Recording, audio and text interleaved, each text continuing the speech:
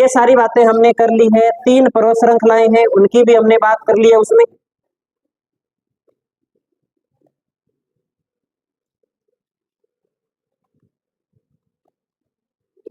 अब बात करते हैं अपने हिमालय। तो हिमालय एक नवीन पर्वतमाला है। यह एक नवीन पर्वतमाला है।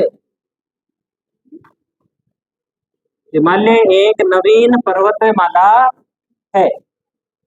नवीन पर्वतमाला है और किस प्रकार की पर्वतमाला है? तो यह एक वलित पर्वतमाला है। कैसी पर्वतमाला है ये? वलित पर्वतमाला है।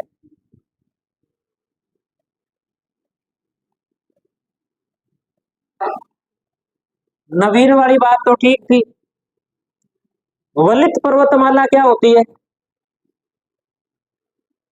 वलन क्या होता है? वलन नाम सुना है वलन का? बंकन।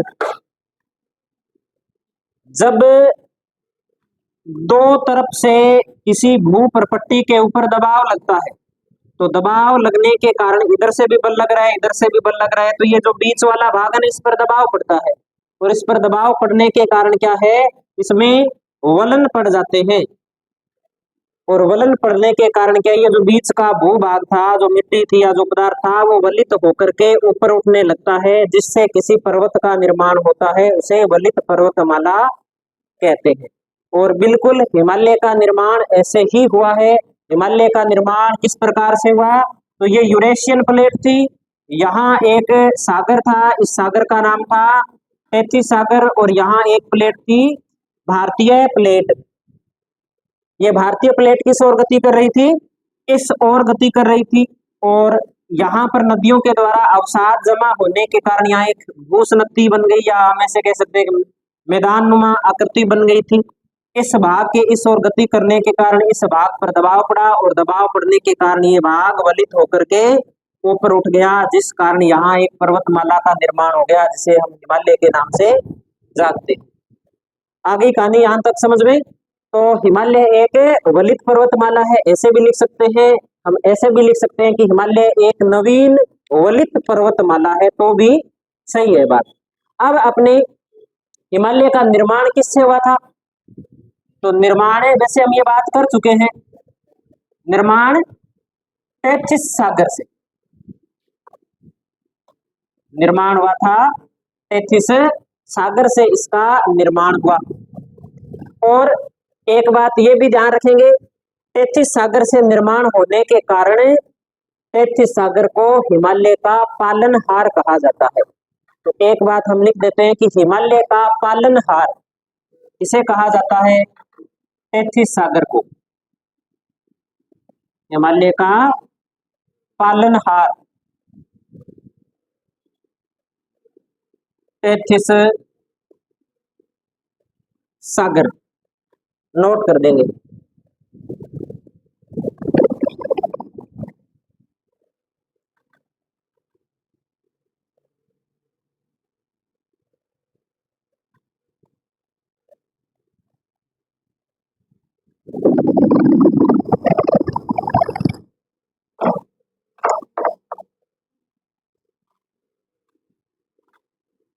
चलो आगे बात करते हैं अपने।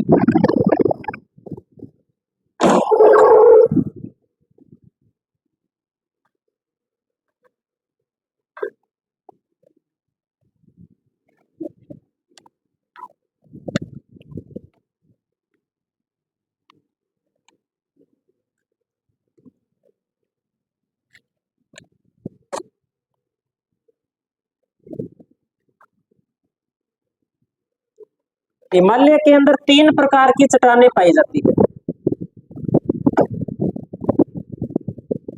हिमालय में चट्टानें, तो हिमालय में कितने प्रकार की चट्टान पाई जाती है? 3 प्रकार की चट्टान पाई जाती है। इस प्रकार से हम 3 प्रकार बना लेते हैं चट्टानों के अंदर। चट्टानों के 3 ही प्रकार होते हैं। कौन कौन से होते हैं 3 प्रकार चट्टानों के? आग्नेय, अवसादी और कायांतरिक। हिमालय का जो आंतरिक भाग, हिमालय के आंतरिक भाग के अंदर जो चट्टान पाई जाती है वो कौन सी चट्टान है? आग्नेय चट्टान है। हिमालय के आंतरिक भाग में जो चट्टान पाई जाती है वो आग्नेय चट्टान है।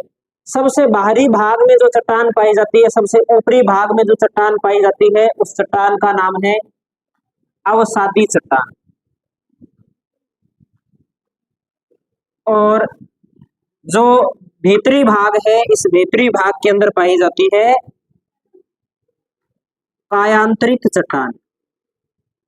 थोड़ा सा मैं इन चट्टानों के बारे में भी आपको समझा देता हूं, कुछ बच्चों को पता होगा, कुछ को नहीं है। किस किस को पता है आग्नेय, अवसादी और कायांतरित के बारे में?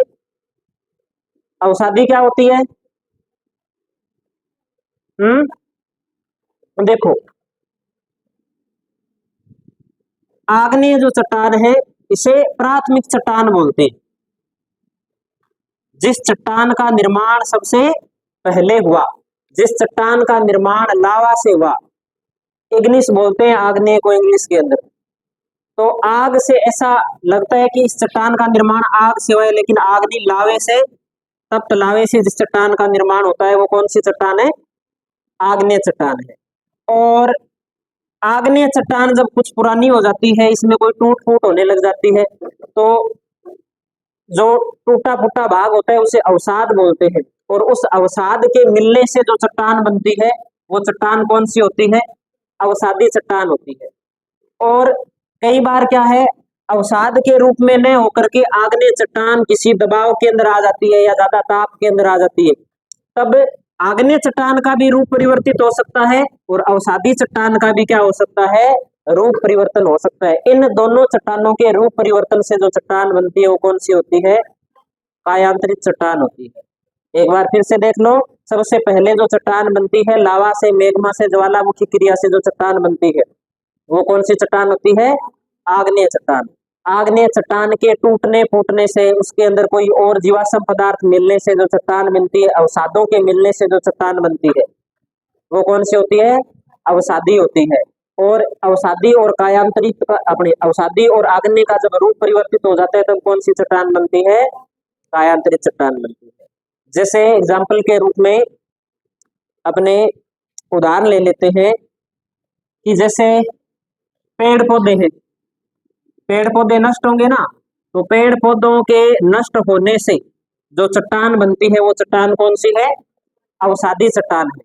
और इस अवसादी चट्टान के अंदर ही कोयला पाया जाता है, यानी कि जो पेड़ पौधे थे उनका अवसाद क्या बन गया? कोयला बन गया। और मान लो इस कोयले के ऊपर दबाव लगा या ताप ज्यादा हुआ, तब कोयले का रूप परिवर्तित होकर के वो क्या बन गया? हीरा बन गया। तो हीरा कौन सी चट्टान हो गई? कायांतरित चट्टान हो गई। आइए कुछ कहानी समझ में।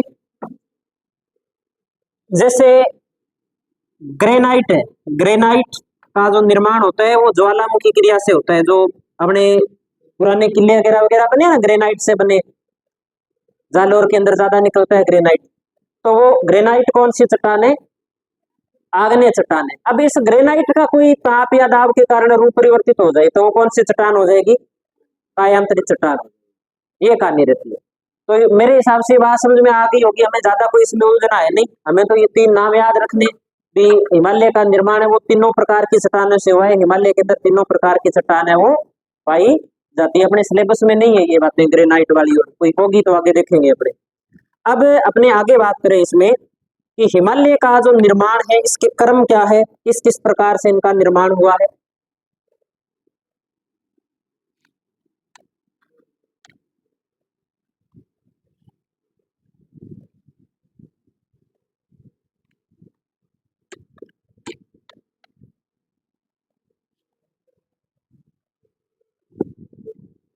हिमालय का निर्माण काल, तो हिमालय का जो निर्माण हुआ है वो अलग अलग चरणों के अंदर हुआ है। सबसे पहले जो निर्माण हुआ, सबसे पहले निर्माण हुआ बाह्य हिमालय का, जिसे या तो हम बाह्य हिमालय ना बोल करके इसे हम नाम दे रहे महान हिमालय का या वृहत हिमालय का, सबसे पहले बनाई। इसके बाद में बना जो लघु हिमालय है, और उसके बाद में सबसे अंत में बना है जो शिवालिक हिमालय है। इस प्रकार से सबसे पहले ये बना, फिर 2 नंबर, फिर 3 नंबर। इस प्रकार से इनका क्या हुआ है, निर्माण हुआ है। तो इसके निर्माण के कुछ काल है जो हमें ध्यान रखने हैं। निर्माण का जो काल हम मानते हैं वो मानते हैं टर्शियरी काल। कौन सा काल मानते हैं, टर्शियरी, या टर्शियरी को बोलते हैं तृतीय काल या तृतीय कल्प बोल देते हैं अपने से। और इसके अंदर कुछ छोटे छोटे काल रहे, जैसे हम 3-4 कालों की बात कर लेंगे। कौन कौन से काल है इसमें, ये हमें याद ही करना पड़ेगा। इसको समझेंगे तो पूरी सारणी को समझना पड़ेगा, और सारी सारणी हमारे काम की है नहीं, तो हम उतनी बात याद करते हैं जो हमारे काम की है। जैसे एक काल है इयोसीन, एक है ओलिगोसीन, एक है मायोसीन, एक है प्लायोसीन। इस प्रकार कुछ काल है, Eocene, Oligocene, Miocene, Pliocene, Pleistocene, Holocene. वर्तमान में होलोसीन चल रहा है। तो ये जो 4 काल अपने सामने लिखे हुए हैं, इन 4 कालों के अंदर निर्माण हुआ है हिमालय का। और निर्माण भी उसी क्रम में हुआ है कि पहले महान हिमालय बना है, फिर लघु हिमालय बना है, और उसके बाद में शिवालिक हिमालय बना है। तो हम नाम भी लिख देते हैं कि इयोसीन और ओलिगोसीन, इन दोनों के अंदर महान हिमालय का निर्माण हुआ।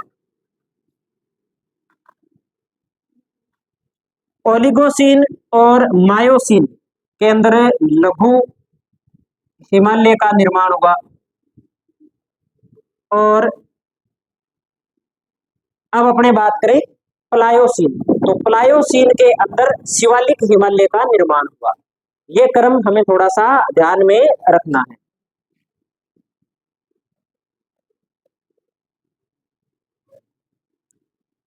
यानी कि इयोसीन और ओलिगोसीन के प्रारंभिक काल में तो महान हिमालय बना, ओलिगोसीन के अंत वाले और मायोसीन काल के अंदर लघु हिमालय का निर्माण हुआ, और प्लायोसीन काल के अंदर शिवालिक हिमालय का निर्माण हुआ। तो ये बात हमें इसमें ध्यान में रखनी है। और जो हिमालय है, हिमालय विश्व की सबसे ऊंची पर्वतमाला है। इससे ऊंची विश्व में और कोई पर्वतमाला नहीं है। तो एक बात हम और नोट कर देते हैं कि हिमालय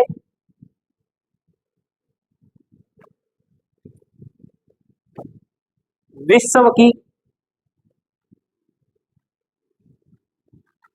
सबसे ऊंची पर्वतमाला है। ऊंचाई की दृष्टि से तो ये इसकी ऊंचाई है वो विश्व में सबसे ज्यादा है। औसत ऊंचाई लगभग 6000 से 6100 मीटर के बीच में इसकी ऊंचाई मानते हैं अपने। लंबाई की दृष्टि से अपने बात करें तो लंबाई की दृष्टि से विश्व के अंदर इसका जो स्थान आता है वो स्थान आता है 8वां। तो लिखेंगे लंबाई की दृष्टि से हिमालय, लंबाई की दृष्टि से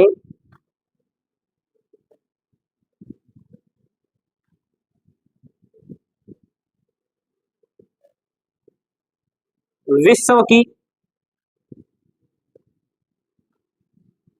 8वीं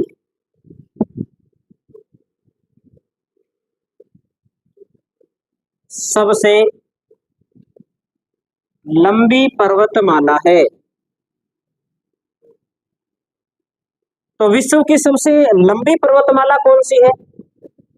सबसे लंबी पर्वतमाला में जब नाम आता है तब एंडीज का नाम आता है, और एंडीज है दक्षिणी अमेरिका महाद्वीप के अंदर। अपने विश्व भूगोल में वो पढ़ रहे थे ना, चिल्ली। तो चिल्ली के अंदर सबसे ज्यादा अपने देखते हैं किनारे पर एंडीज पर्वतमाला है। लगभग उसकी जो लंबाई मानी जाती है वो मानी जाती है 7000 किलोमीटर। और हिमालय की लंबाई कितनी मानी जाती है? तो 2400 मान लो, या अधिकतम अपने 2500 मान लेते हैं। 2400 से 2500 किलोमीटर।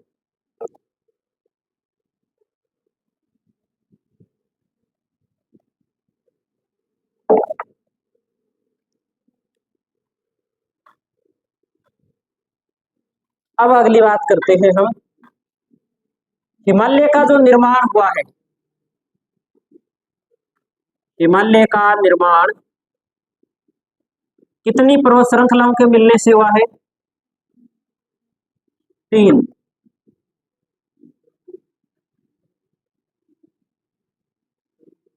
3 पर्वत श्रृंखलाओं से मिलकर हुआ है। ये 3 पर्वत श्रृंखलाएं कौन कौन सी है? तो महान हिमालय, लघु हिमालय और शिवालिक हिमालय, हमने नाम लिख रखे हैं इनके। तो इन 3 से मिलकर के इसका निर्माण हुआ है।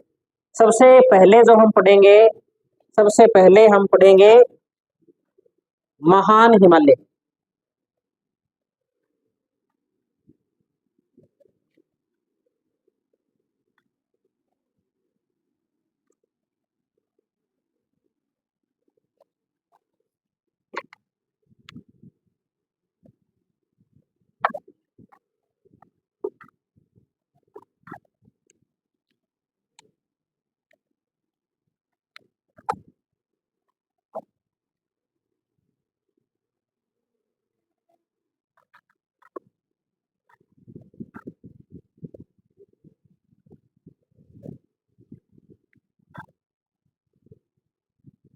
महान हिमालय,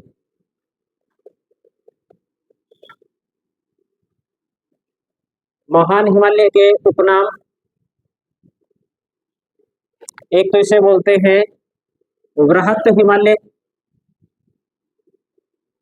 एक इसे बोलते हैं हिमाद्री हिमालय,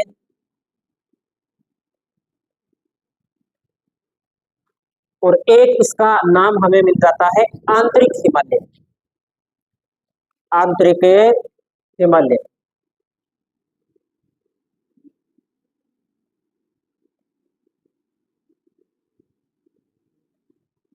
ये इसके नाम हो गए। ऊंचाई की, अपने औसत ऊंचाई की बात कर लेते हैं। औसत ऊंचाई, तो इसकी औसत ऊंचाई हमें मिलती है 6000 से लेकर के 6100 मीटर। उस जगह 6000 मिल जाएगी, कहीं आपको 6100 मिल जाएगी, दोनों ही सही है, गलत दोनों ही नहीं है।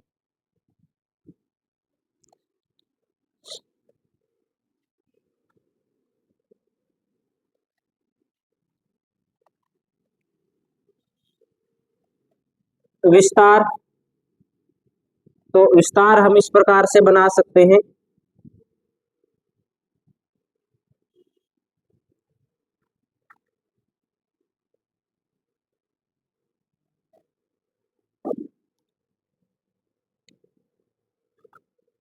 यहाँ एक चोटी है, इसका नाम है नंगा पर्वत, और यहाँ पे एक मोड़ है, यहाँ पर एक नदी बहती है, इस नदी का नाम है सिंधु नदी, और यहाँ पे एक पर्वत चोटी है, इसका नाम है नामचा बरवा, और यहाँ पे एक नदी बहती है इस प्रकार से, इस नदी का नाम है ब्रह्मपुत्र।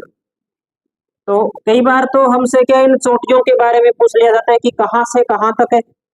कई बार चोटियों के बारे में न पूछ करके नदियों के बारे में पूछ लिया जाता है, तब हम कहेंगे कि महान हिमालय का विस्तार सिंधु नदी से लेकर के, सिंधु नदी के मुहाने से यहाँ से लेकर के और ब्रह्मपुत्र नदी के मोड़ तक है। सिंधु नदी के मोड़ से ब्रह्मपुत्र नदी के मोड़ तक जो पर्वतमाला फैली हुई है उसका नाम है महान हिमालय, महान हिमालय। तो ये अपने बना सकते हैं। अब ये वाला जो भाग है, ये वाला भाग है पश्चिमी भाग, और ये वाला भाग है पूर्वी भाग। तो एक बात ये भी समझ में आ रही है कि पश्चिमी भाग के अंदर इसकी चौड़ाई है वो ज्यादा है, और पूर्वी भाग के अंदर इसकी चौड़ाई क्या हो जाती है? कम हो जाती है।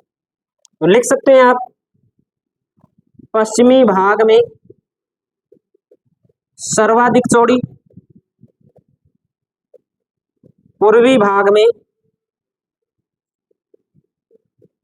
चौड़ाई कम, और सबसे ज्यादा ऊंची कहां पर है? पश्चिम में या पूर्व में या मध्य में? तो मध्य में सबसे ज्यादा ऊंची है, नेपाल के आसपास वाले क्षेत्र के अंदर ये वाला जो भाग है ये नेपाल में पड़ता है। नेपाल में इसकी सर्वाधिक ऊंचाई पाई जाती है। तो लिखेंगे हिमालय की सर्वाधिक ऊंचाई, हिमालय की सर्वाधिक ऊंचाई नेपाल में है।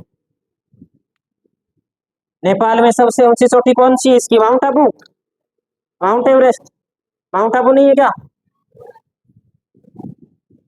कोई तो हाँ भर दिया करो, जुटाई कि हाँ माउंट आबू ही है।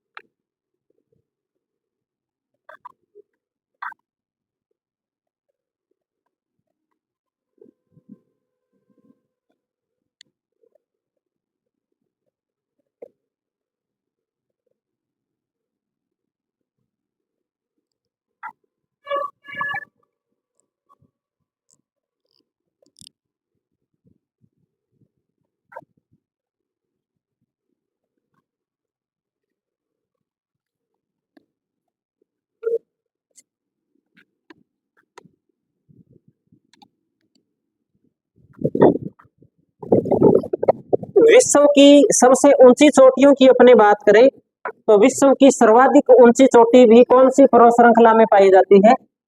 हिमालय में पाई जाती है। तो लिखेंगे विश्व की सर्वाधिक ऊंची चोटियां, ऊंची पर्वत चोटियां हिमालय में पाई जाती है।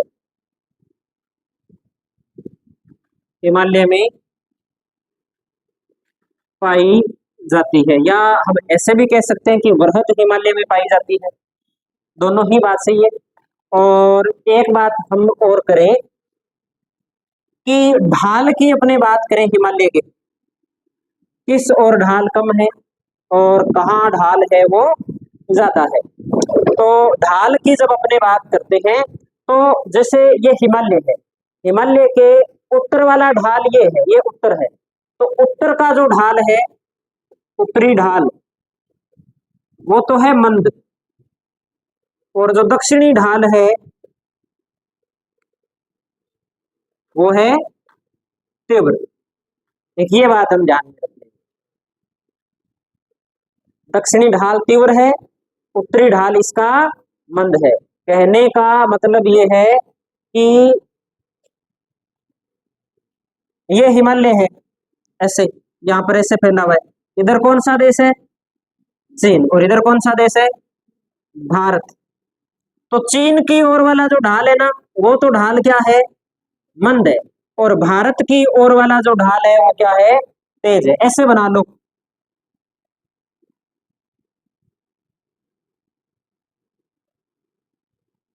ये इधर भारत है और ये इधर चीन है। तो कौन सा ढाल तेज है इसका?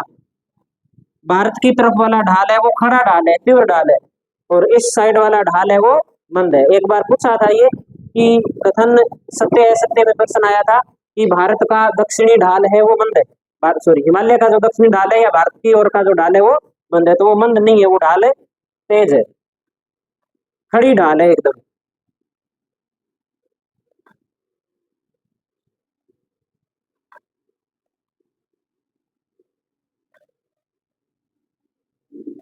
एटलस से निकालो आप, जम्मू कश्मीर वाला मैप निकालो।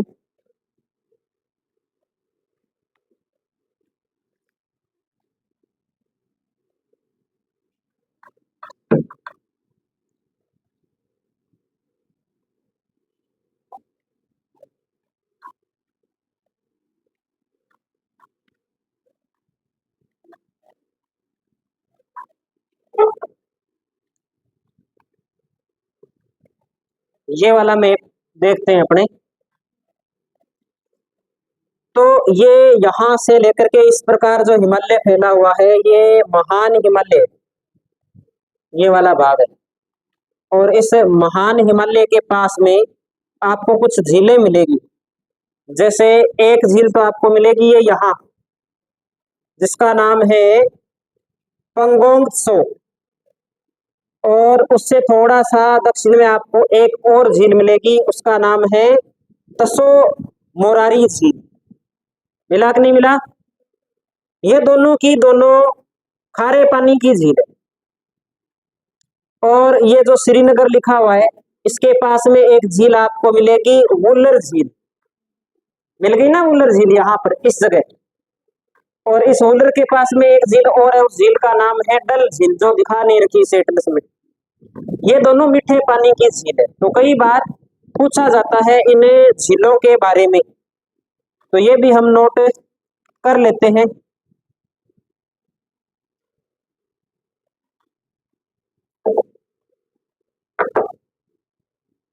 तो हम लिख लेते हैं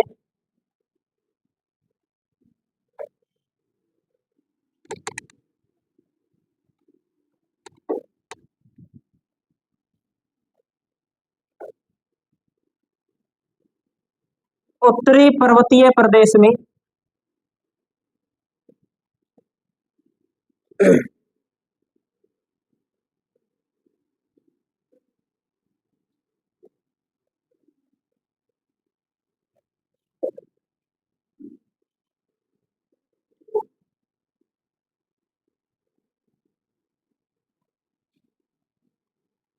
लवणी, ये दो तो लवणीय जिले हैं।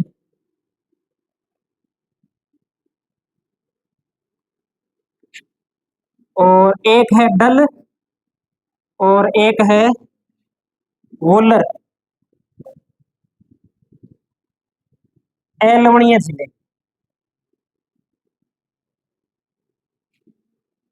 स्थित है। लवणीय झील का मतलब क्या है? जिसमें लवण पाया जाता है, और लवण खारा होता है, नमक। और अलवणीय झील यानी कि जिसमें लवण नहीं है, मीठे पानी की झील। तो मीठे पानी की झील है डल और वोलर। और लवणीय झीलें हैं तसो मुरीरी और पंगोंग। एक तो ये नाम है, ये लद्दाख की जो तिब्बती भाषा है उसके अंदर नाम है ये।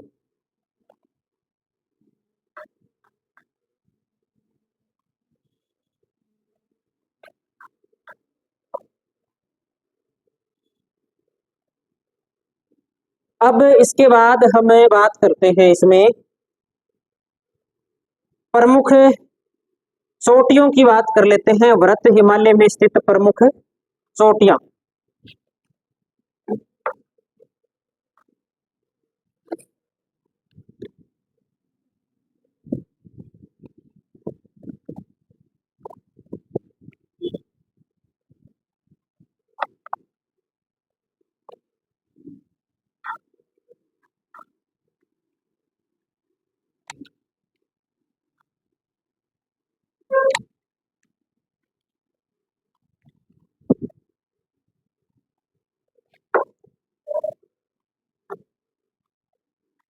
तो लिखेंगे अपने वृहत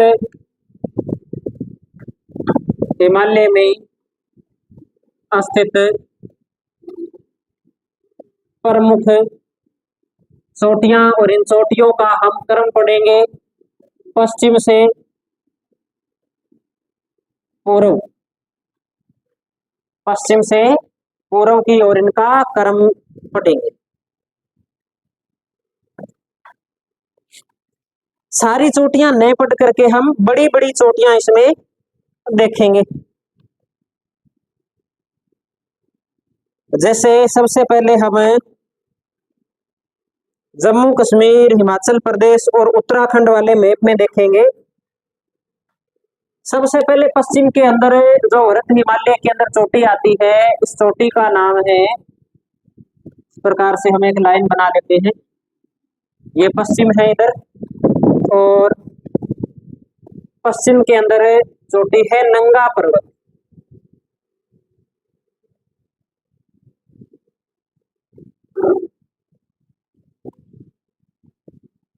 नंगा पर्वत चोटी मिल गई ना एटलस के अंदर आप सभी को?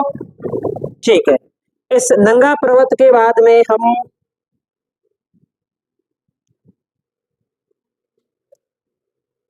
हारामुख है, कोलाहोई है, नुनकुक है, इन चोटियों को हम नहीं लिखेंगे। इसके बाद में अपने उत्तराखंड के अंदर एक चोटी आती है बंदरपुछ, और बंदरपुछ भी इतनी इंपॉर्टेंट नहीं है। इससे आगे चोटी आती है इसमें कामेत।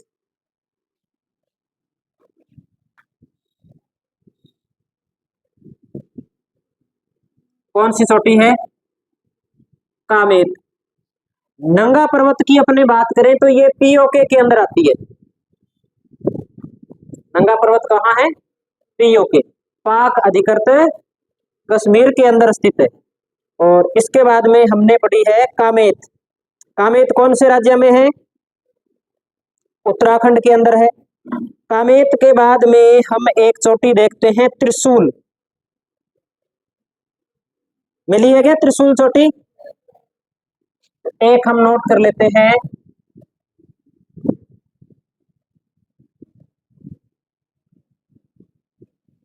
त्रिशूल।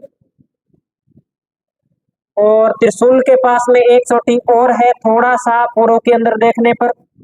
कौन सी चोटी है? नंदा देवी। नंदा देवी। ये तीनों चोटियां कौन से राज्य में है? उत्तराखंड में। और इसी क्रम के अंदर है। अब हम आगे देखते हैं, इसके बाद नेपाल का जो नक्शा है उसमें अपने देखते हैं, उसमें सही अपने को मिल जाएगी चोटियों का जो क्रम होगा वो।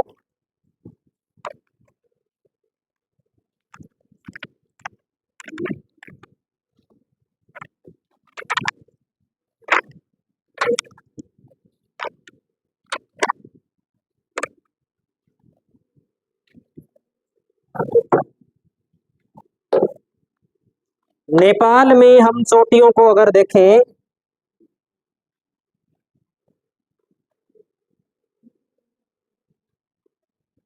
तो हमें एक चोटी मिलेगी धौलागिरी। धौलागिरी चोटी मिल गई सभी को।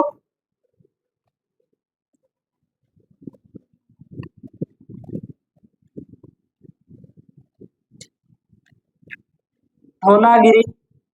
धौलागिरी के बाद में, धौलागिरी के बाद में कौन सी लिखी है भाई? अन्नपूर्णा।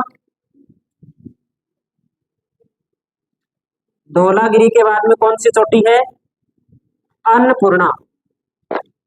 अन्नपूर्णा के बाद में मानासालू, या इसे मनसालू भी बोल देते हैं। मनसालू, इस मनसालू को ही कहा जाता है मानासालू। मानासालू के बाद में गौरी शंकर।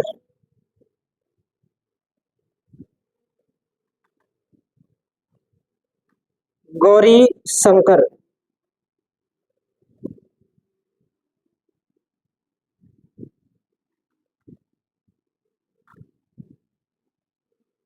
गौरी शंकर के बाद में माउंट एवरेस्ट।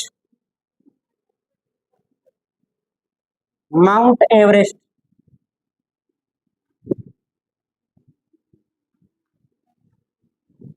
माउंट एवरेस्ट के बाद में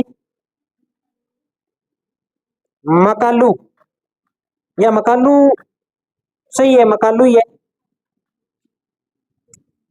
मकालू के बाद में कंचनजंगा।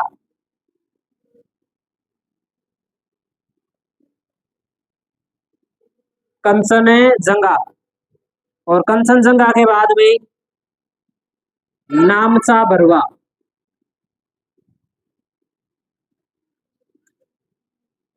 नामचा बरुआ।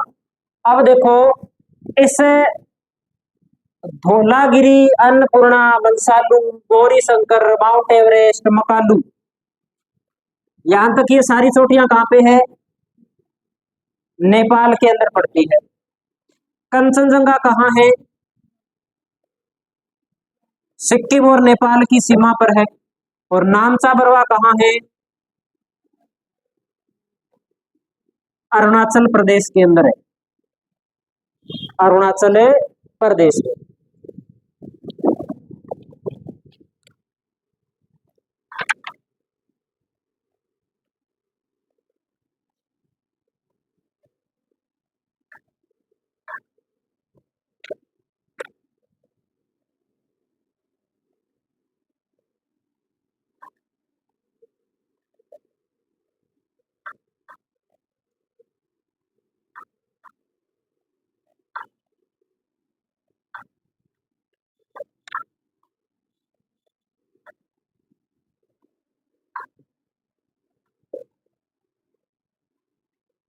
नेपाल में भी भरतपुर है, जनकपुर, विराटनगर, वीरेंद्र नगर, तुलसीपुर, सारे के सारे अपने वाले नाम है इधर भी। क्या कारण है भाई?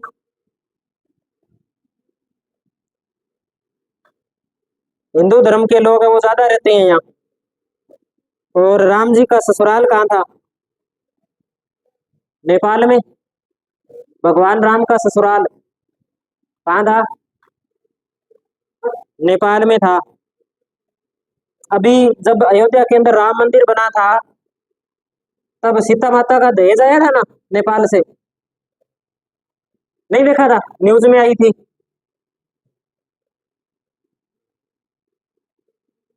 सीता माता के पिता का नाम क्या था? तो जनकपुर कहाँ है देख लो, नेपाल में।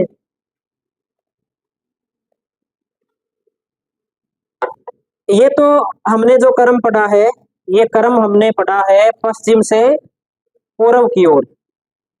और अब हम बात करेंगे हिमालय के सर्वोच्च शिखर। टाइम तो नहीं हुआ ना अभी?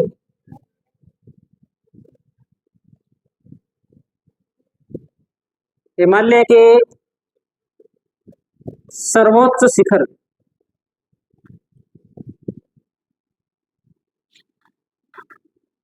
घटते क्रम में पढ़ेंगे हम।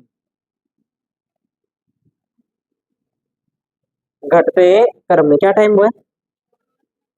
5 मिनट ऊपर हो गए। चलो कोई बात नहीं, 5 मिनट ऊपर हो गए तो आज इतना कर लेते हैं अपने, और कल आगे देख लेंगे ऊंचाई। तो कल का काम क्या है? कल का काम है, एक तो जो चोटियां हमने आज लिखी है ना पश्चिम से पूर्व की ओर, इन चोटियों का क्रम याद करना है।